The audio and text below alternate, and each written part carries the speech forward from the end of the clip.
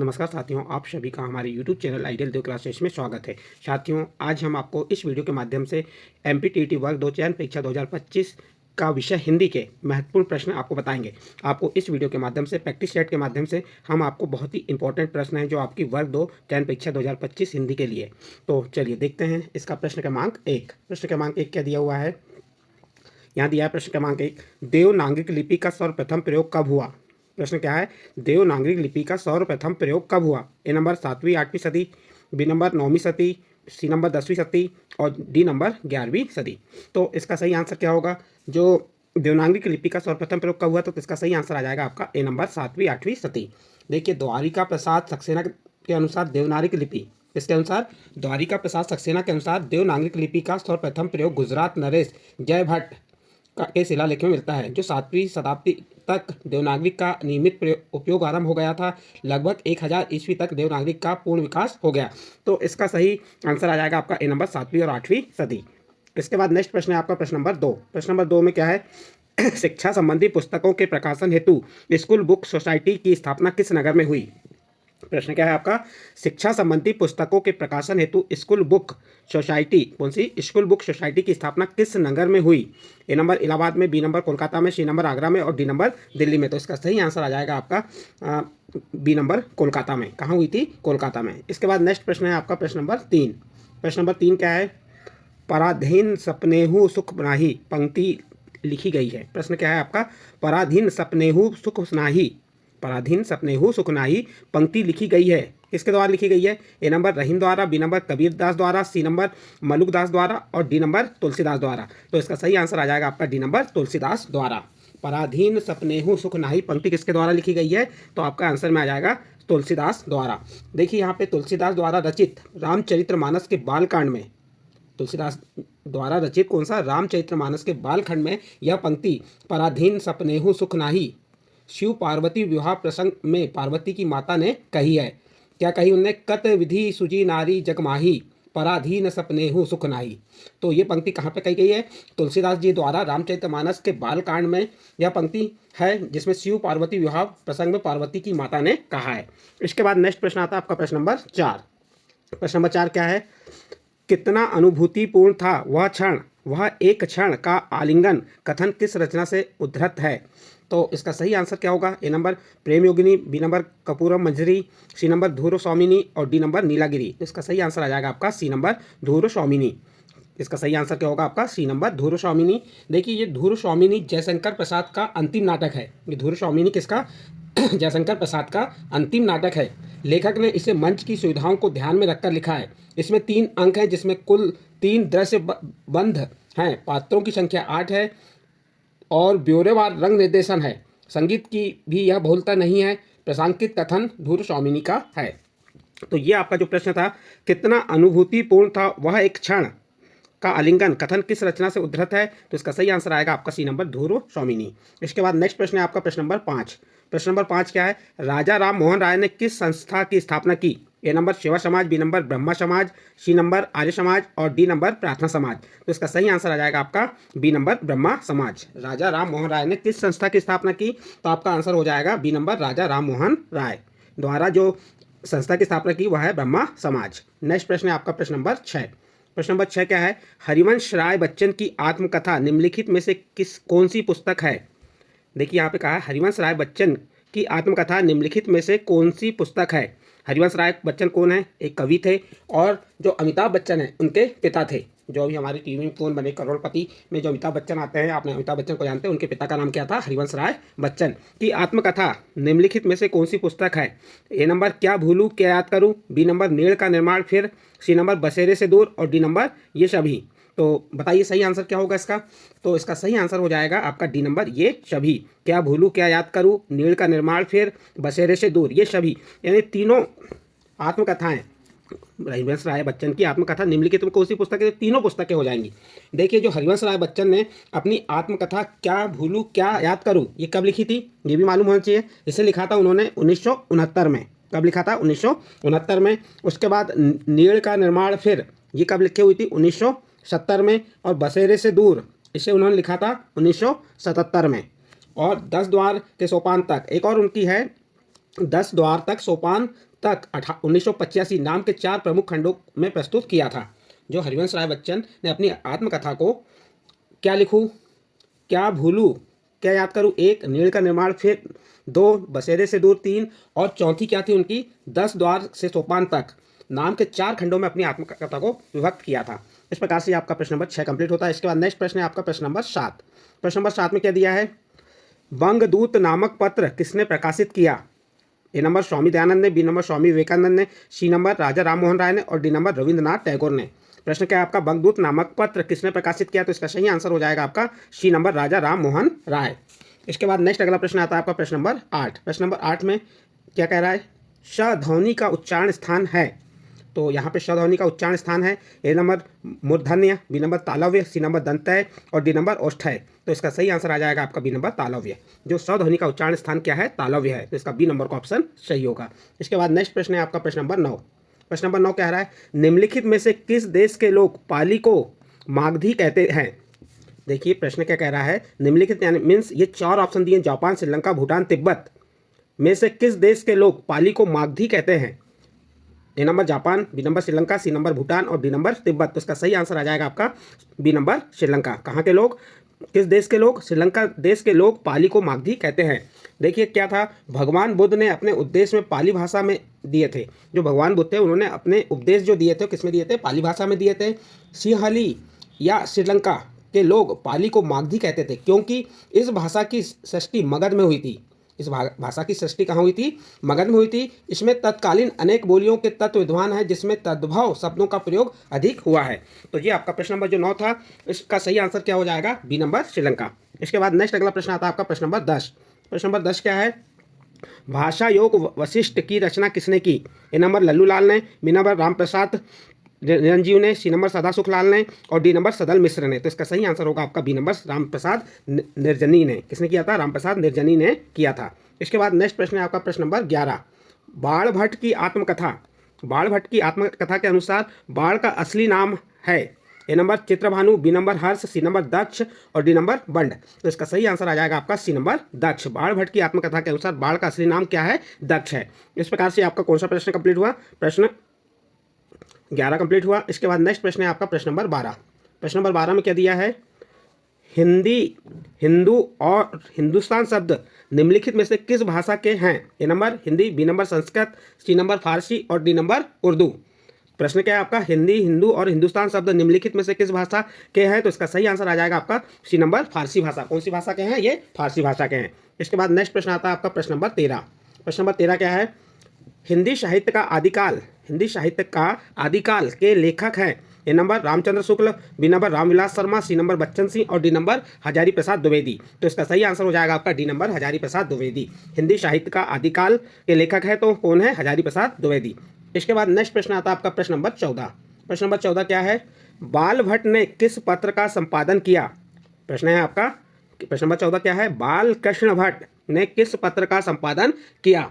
ए number Bangdoot, B number Udant Martand, C number Hindi Pradeep और D number Bharat बंधु। तो इसका सही आंसर आ जाएगा आपका सी नंबर हिंदी प्रदीप।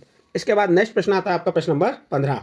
प्रश्न नंबर 15 क्या है, मीरा ने किस भाव से कृष्ण की उपासना की।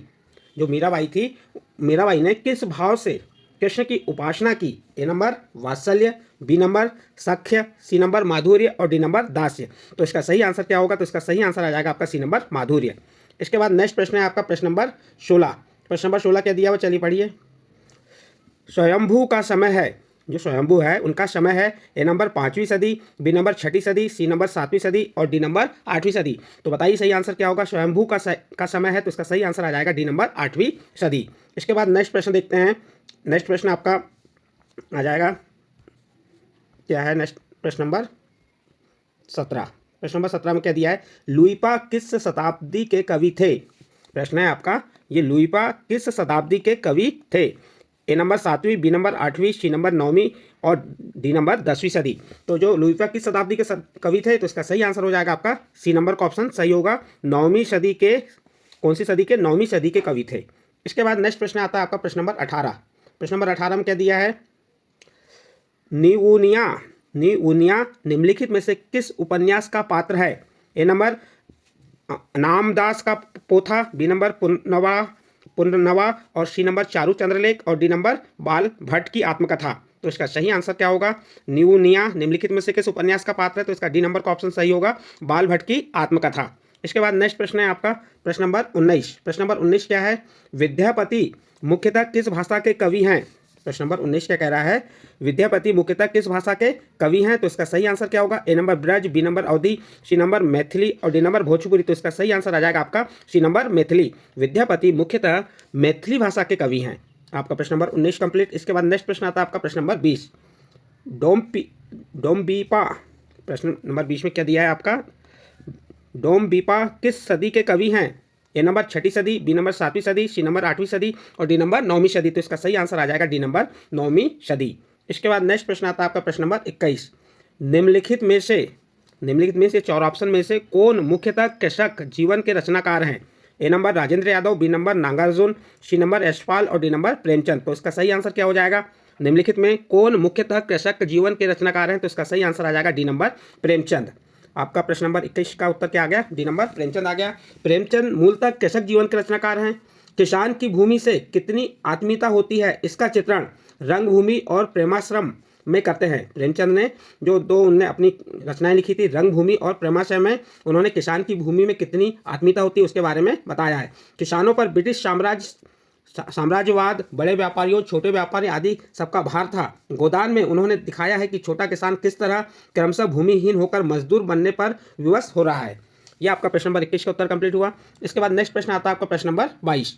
प्रश्न नंबर 22 क्या है? देवसेन का समय है। प्रश्न नंबर 22 से पूछा है देवसेन का समय है। ए नंबर 8वीं सदी, बी नंबर 12वीं सदी, सी नंबर 10वीं सदी और डी नंबर 9वीं सदी। तो इसका सही आंसर क्या होगा? देवसेन का समय है, तो इसका सही आंसर आ जाएगा आपका सी नंबर 10वीं सदी। इसके बाद नेक्स्ट प्रश्न देखते हैं प्रश्न नंबर 23। प्रश्न नंबर 23 क्या है? हेमचंद्र कौन सी सदी के थे? प्रश्न नंबर 23 में पूछा है आपसे हेमचंद्र कौन सी सदी के थे? ए नंबर 10वीं सदी, बी नंबर 12वीं सदी, सी नंबर 13वीं सदी और डी नंबर 9वीं सदी। तो इसका सही आंसर हो जाएगा आपका बी नंबर 12वीं सदी। हेमचंद 12वीं सदी के थे। इसके बाद नेक्स्ट प्रश्न आता है आपका प्रश्न नंबर 24। प्रश्न नंबर 24 में क्या पूछा है? देखिए पढ़िए प्रश्न नंबर 24। सिंदूर की होली नाटक के लेखक हैं। प्रश्न क्या है आपका? सिंदूर की होली नाटक के लेखक हैं। A number Lakshmi Prasad Mishra, B number Pratap Narayan Mishra, C number Bhishma Shahani और डी नंबर धर्मवीर भारती। तो इसका सही आंसर आ जाएगा आपका ए नंबर लक्ष्मी प्रसाद मिश्र। सिंदूर की होली नाटक के लेखक कौन है? तो आप बता देंगे लक्ष्मी प्रसाद नारायण मिश्र। ये प्रश्न नंबर 24 का उत्तर क्या था आपका? ए नंबर लक्ष्मी नारायण मिश्र। जो सिंदूर की होली और मुक्ति का रहस्य लक्ष्मी नारायण मिश्र की 2 महत्वपूर्ण नाटक थे, जिसने हिंदी नाटकों को एक नया मोड़ दिया। दोनों समस्या प्रधान नाटक हैं। कौन कौन से दोनों? सिंदूर की होली और मुक्ति का रहस्य किसने लिखा था? ये लक्ष्मी नारायण मिश्र के 2 महत्वपूर्ण नाटक हैं, जिसने हिंदी नाटकों को एक नया मोड़ दिया था। किसी ने? लक्ष्मी नारायण मिश्र ने। दोनों समस्या प्रधान नाटक थे और समस्या प्रधान नाटक से तात्पर्य ठेठ समकालीन जीवन की समस्याओं से है। इन नाटकों में भावुकता से भरसक बचा गया है। इन जो नाटक है आपके सिंदूर की होली और मुक्ति रहस्य नाटकों से इसकी जो भावुकता से भरसक बचा गया है। तो ये आपका प्रश्न नंबर 24 कंप्लीट हुआ। इसके बाद नेक्स्ट प्रश्न आता है आपका प्रश्न नंबर 25। प्रश्न नंबर 25 में क्या दिया है? अब्दुल रहमान का समय है। प्रश्न नंबर 25 में पूछा है आपसे कि अब्दुल रहमान का समय है। ए नंबर 7वीं सदी, बी नंबर 9वीं सदी, सी नंबर 11वीं सदी और डी नंबर 13वीं सदी। तो इसका सही आंसर आ जाएगा आपका सी नंबर 11वीं सदी। इसके बाद नेक्स्ट प्रश्न है आपका प्रश्न नंबर 26। प्रश्न नंबर 26 में क्या पूछा है? क्या है प्रश्न नंबर 26? हिंदी का प्रथम गीति नाट्य कौन सा है? A number Matsyagandha, C number Jyotsna, B number Jyotsna, C number Andha Yug और डी नंबर करुणालय। जो प्रश्न नंबर 26 का सही आंसर क्या हो जाएगा? तो इसका सही आंसर आ जाएगा आपका डी नंबर करुणालय।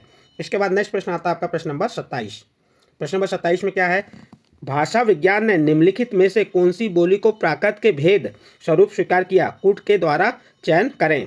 ए number Paishachi, B number Maharashtri, C number Magadhi, 1 number Paishachi, 2 number Maharashtri, 3 number Magadhi, 4 number Shauraseni और 5 नंबर अर्ध मागधी।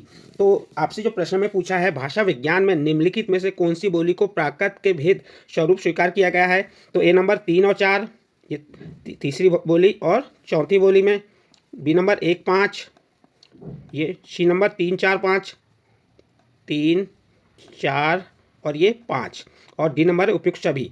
तो उपयुक्त सभी में इसका सही आंसर आ जाएगा उपयुक्त सभी, पैसाची, पैसाची भी आ जाएगी आपकी, मागधी भी आ जाएगी, शोरसेनी भी आएगी और अर्धमागधी भी आ जाएगी। इसमें आपसे छूट जाएगी 2 नंबर की महाराष्ट्र की छूट जाएगी। तो उपरोक्त सभी में ए नंबर भी, बी नंबर भी और सी नंबर भी, ये तीनों ऑप्शन सही हैं।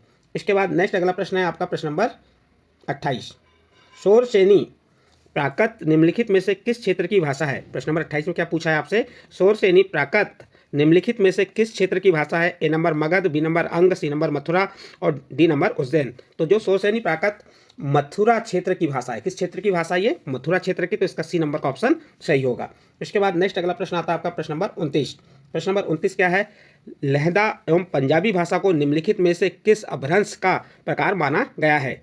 ए नंबर शोरसेनी अपभ्रंश, बी नंबर पैसाची अपभ्रंश और सी नंबर प्राचर्ड अपभ्रंश और डी नंबर अर्धमागधी अपभ्रंश। तो इसका सही आंसर क्या होगा? तो इसका सही आंसर आ जाएगा आपका बी नंबर पैसाची अपभ्रंश।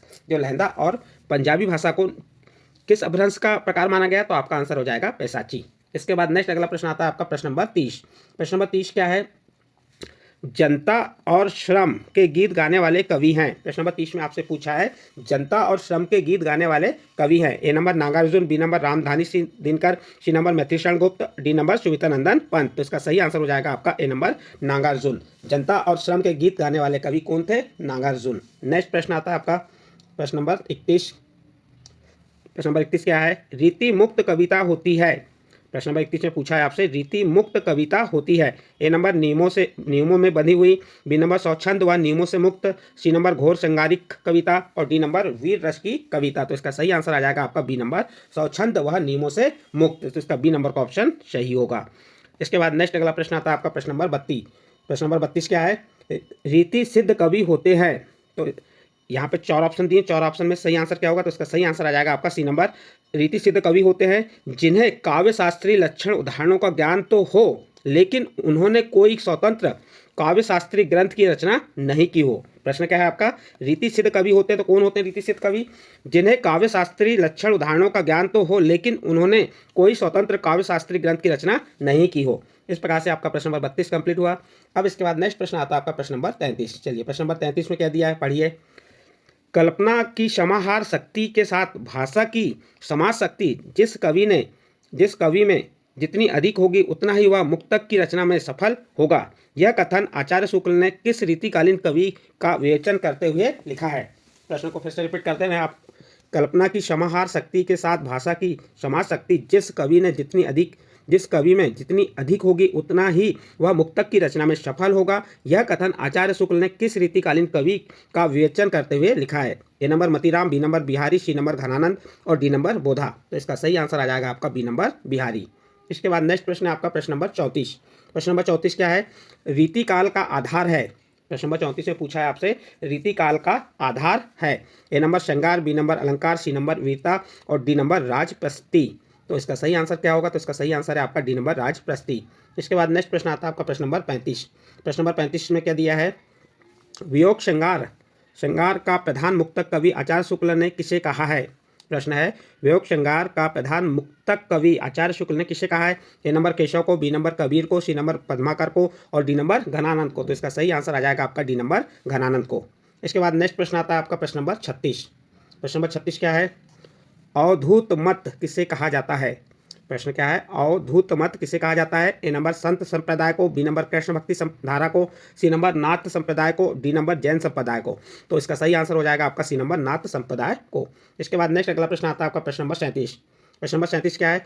प्राकृत पेंगलम का विषय है। प्राकृत पेंगलम का विषय है। ए नंबर रस, बी नंबर छंद, सी नंबर अलंकार और डी नंबर ध्वनि। तो इसका सही आंसर आ जाएगा आपका बी नंबर छंद। इसके बाद नेक्स्ट अगला प्रश्न आता है आपका प्रश्न नंबर 38। प्रश्न नंबर 38 क्या है? प्रश्न नंबर 38 में दिया है विद्यापति की पदावली में कौन सा रस प्रधान है? प्रश्न नंबर 38 में क्या पूछा है आपसे? विद्यापति की पदावली में कौन सा रस प्रधान है? तो ए नंबर करुण, बी नंबर वीर, सी नंबर श्रृंगार और डी नंबर शांत। तो जो विद्यापति की पदावली में श्रृंगार रस प्रधान है तो इसका सही आंसर आ जाएगा आपका सी नंबर श्रृंगार रस। इसके बाद नेक्स्ट प्रश्न आता है आपका प्रश्न नंबर 39। प्रश्न नंबर 39 में क्या दिया है आपका? आदिकाल के अंतिम प्रमुख कवि हैं। A number Sarahpa, B number Hemchandra, C number Jagnik और डी नंबर खुसरो। तो इसका सही आंसर आ जाएगा आपका डी नंबर खुसरो। इसके बाद नेक्स्ट प्रश्न है आपका प्रश्न नंबर 40। प्रश्न नंबर 40 में क्या दिया है? कौन सा रासो ग्रंथ अजमेर के शासक से संबंधित नहीं है? तो यहाँ पे सही आंसर हो जाएगा आपका ए नंबर विजयपाल रासो। ये विजयपाल रासो जो है अजमेर के शासकों से संबंधित नहीं है। पृथ्वीराज रासो भी है, बीरदेव रासो भी है और खुमान रासो भी है। इसमें ए नंबर का ऑप्शन सही हो जाएगा। इसके बाद नेक्स्ट अगला प्रश्न आता है आपका प्रश्न नंबर 41। अपभ्रंश में राम के चरित्र पर कौन सा ग्रंथ लिखा गया?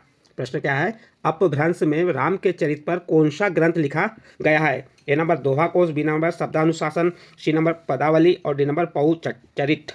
तो इसका सही आंसर हो जाएगा आपका डी नंबर पऊ चरित्र। जो अपभ्रंश में राम के चरित्र पर कौन सा ग्रंथ लिखा गया, तो इसका सही आंसर आ जाएगा आपका ये पऊ चरित्र। इसके बाद नेक्स्ट अगला प्रश्न आ जाएगा आपका प्रश्न नंबर 42। चारण काव्य की भाषा, प्रश्न नंबर 42 क्या कह रहा है? चारण काव्य की भाषा कौन सी है? A number Prakrit, B number अपभ्रंश, सी नंबर डिंगल और डी नंबर अवहट। तो इसका सही आंसर आ जाएगा आपका डी नंबर अवहट। इसके बाद अगला प्रश्न है आपका प्रश्न नंबर 43। प्रश्न नंबर 43 में क्या दिया है? आचार्य शुक्ल ने देश भाषा काव्य की पुस्तकों की संख्या मानी है। प्रश्न नंबर 43 में क्या कह रहा है? आचार्य शुक्ल ने देश भाषा काव्य की पुस्तकों की संख्या मानी है। A number 10, B number 12, C number 8 और डी नंबर 6। तो इसका सही आंसर क्या हो जाएगा आपका? इसका सही आंसर आ जाएगा सी नंबर 8। इसके बाद अगला प्रश्न है आपका प्रश्न नंबर 44। प्रश्न नंबर 44 में क्या दिया है? क्या है प्रश्न नंबर 44? कविराज श्यामल दास ने रासों की उत्पत्ति मानी है। ए नंबर रहस्यानुभूति से, बी नंबर रहस्य से, सी नंबर रसायन से और डी नंबर रासक से। तो इसका सही आंसर आ जाएगा आपका बी नंबर रहस्य से। इसके बाद अगला प्रश्न आता है आपका प्रश्न नंबर 45। प्रश्न नंबर 45 में क्या दिया है? काशी प्रसाद जायसवाल ने रासों की उत्पत्ति मानी है। ए नंबर रॉस से, बी नंबर रासों से, सी नंबर रहस्य से और डी नंबर रासक से। तो जो काशी प्रसाद जायसवाल ने रासों की उत्पत्ति किससे मानी है, तो इसका सही आंसर हो जाएगा आपका सी नंबर रहस्य से। इसके बाद अगला प्रश्न है आपका प्रश्न नंबर 46। प्रसाद ने कितने उपन्यास लिखे? जो प्रसाद मीन्स जयशंकर प्रसाद ने कितने उपन्यास लिखे? A number 2, B number 3, C number 6 और डी नंबर 5। तो इसका सही आंसर आ जाएगा बी नंबर 3। प्रसाद ने कितने उपन्यास लिखे हैं? तो प्रसाद ने 3 उपन्यास लिखे हैं। इसके बाद अगला प्रश्न आता है आपका प्रश्न नंबर 47। प्रश्न नंबर 47 क्या है? गोस्वामी कृष्ण शरण, प्रश्न नंबर 47 में क्या पूछा है आपसे? गोस्वामी कृष्ण शरण प्रसाद के किस उपन्यास का महत्वपूर्ण पात्र है? जो गोस्वामी कृष्ण शरण प्रसाद मीन्स जयशंकर प्रसाद के किस उपन्यास का महत्वपूर्ण पात्र है? तो इसका सही आंसर आ जाएगा डी नंबर कंकाल। कौन से उपन्यास का महत्वपूर्ण पात्र है? तो ये कंकाल उपन्यास का महत्वपूर्ण पात्र है। इस प्रकार साथियों आपको मैं जो MPTET वर्ग 2 माध्यमिक शिक्षक परीक्षा जो चयन परीक्षा होने वाली है विषय हिंदी साहित्य की, उससे महत्वपूर्ण प्रश्न है जो आपकी परीक्षा के दृष्टिकोण से है वो आपको बता रहा हूँ। चलिए देखते हैं इसका प्रश्न नंबर 48। प्रश्न नंबर 48 में क्या कहा है? पत्रात्मक विधि, प्रश्न नंबर 48 में क्या कहा है? पत्रात्मक विधि से लिखा गया हिंदी का प्रथम उपन्यास है। A number Kale Karname, B number Alka, C number Shiv Shambhu का चिट्ठा और डी नंबर चंद हसीनों के खतूत। प्रश्न क्या है? पत्रात्मक विधि से लिखा गया हिंदी का प्रथम उपन्यास है। तो इसका सही आंसर हो जाएगा आपका डी नंबर चंद हसीनों के खतूत। इसके बाद नेक्स्ट प्रश्न है आपका प्रश्न नंबर 49। प्रश्न नंबर 49 में क्या दिया है? प्रकृतिवादी उपन्यासकार कौन है? A number Pandey Bechan Sharma Ugra, B number Yashpal, C number Premchand और डी नंबर निराला। तो इसका सही आंसर हो जाएगा ए नंबर पांडे बेचन शर्मा उग्र। प्रगतिवादी उपन्यास कौन है? तो आपका आंसर बता देंगे पांडे बेचन शर्मा उग्र। ये आपका प्रश्न नंबर 49 कंप्लीट हुआ। और साथियों आपको इस वीडियो का अंतिम प्रश्न बताने जा रहे हैं। ये जो प्रश्न है आपका हिंदी से संबंधित महत्वपूर्ण प्रश्न है जो वर्ग 2 की परीक्षा के लिए महत्वपूर्ण है। आपकी वर्ग 2 परीक्षा अप्रैल माह से होना संभव है कि हो सकती है, तो आप तैयारी अच्छे से कीजिए जिससे आप वर्ग 2 के क्या बन जाएं? शिक्षक बन सकें। नेक्स्ट प्रश्न और अंतिम प्रश्न है, प्रेमचंद नामकरण किसके द्वारा किया गया? जो ये प्रेमचंद का नामकरण किसके द्वारा किया गया है? ये नंबर पंत द्वारा, बी नंबर मुंशी दयानाथ निगम द्वारा, सी नंबर मुक्तिबोध द्वारा और डी नंबर अगय द्वारा। तो जो प्रेमचंद नामकरण किसके द्वारा किया गया है? तो इसका सही आंसर हो जाएगा आपका बी नंबर मुंशी दयानाथ निगम द्वारा। प्रेमचंद नामकरण किसके द्वारा किया गया है? तो इसका आंसर क्या हो गया आपका? मुंशी दयानाथ निगम द्वारा। इस प्रकार साथियों मैंने आपको इस वीडियो के माध्यम से 50 प्रश्न बताया। ये हिंदी का प्रैक्टिस सेट क्या था? आपका प्रैक्टिस सेट 1 था। इसी प्रकार आपको आने वाली वीडियो में प्रैक्टिस सेट 2, 3 इस प्रकार से प्रत्येक दिन आपको प्रैक्टिस सेट बताते जाऊंगा जो आपकी परीक्षा के दृष्टिकोण से महत्वपूर्ण रहेंगे। यदि आपको ये प्रश्न अच्छे लग रहे हों तो आप जो मेरा चैनल का नाम है आइडियल देव क्लासेस, इसे सब्सक्राइब कीजिए, लाइक कीजिए और इस वीडियो को अन्य ग्रुपों में शेयर जरूर कीजिए। ठीक है साथियों।